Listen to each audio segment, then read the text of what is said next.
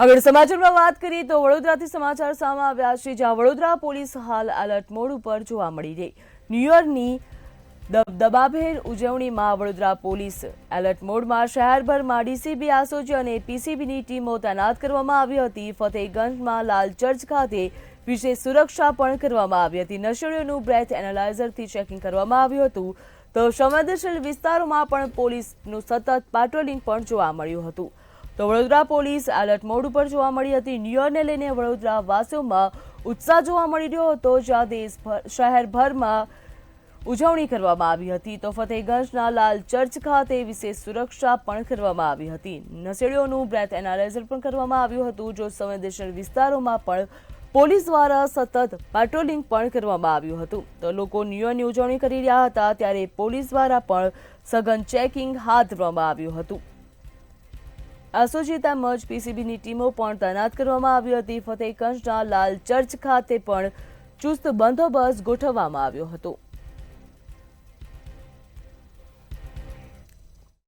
વડોદરા શહેર પોલીસ 31ના અનુસંધાને છેલ્લા એક અઠવાડિયાથી સતત વ્યૂહાત્મક પેટ્રોલિંગ અને ચેકિંગ હાથ ધરેલ છે, અને જેના ભાગરૂપે સંખ્યાબંધ અસામાજિક તત્વોને અમે લોકઅપમાં ધરેલા છે.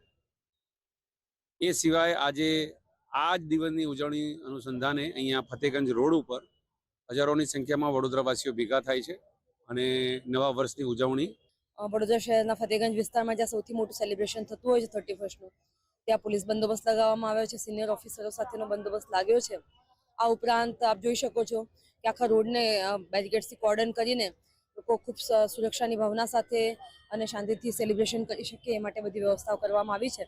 શહેર પોલીસ દ્વારા છેલ્લા કેટલા દિવસોથી એક સુરક્ષિત માહોલમાં ન્યૂ યર સેલિબ્રેશન સંપન્ન થાય તે માટે સુરક્ષા વ્યવસ્થા ગોઠવવામાં આવી છે. તમે જોઈ શકશો જગ્યા જગ્યામાં પોલીસ અધિકારીઓ, કર્મચારીઓ મોટી સંખ્યામાં ટ્રાફિક નિયમન માટે, જે જગ્યાએ લોકો ભેગા થાય છે ક્રાઉડ મેનેજમેન્ટ માટે, અને અન્ય આવારો જગ્યાએ પણ આપણા એક સલામતી અને સુરક્ષા બની રહે તે માટે પોલીસ સતર્ક બનીને કામ કરી રહ્યા છે.